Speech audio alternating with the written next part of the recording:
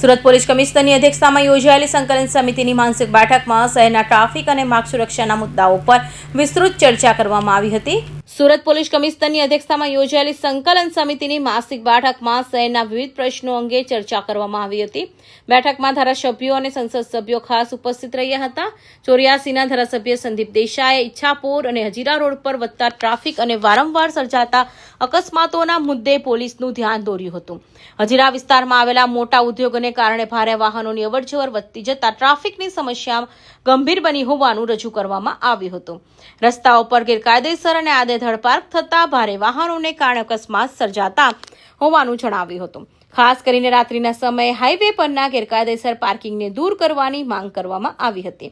આ ઉપરાંત Surat APMC market સામે થયેલા ગેરકાયદેસર દબાણો દૂર કરવા અને ટ્રાફિક પોલીસ તેમજ સ્થાનિક પ્રશાસનના સંકલનથી પ્રશ્નો ઉકેલવા લાવવા રજૂઆત કરવામાં આવી હતી.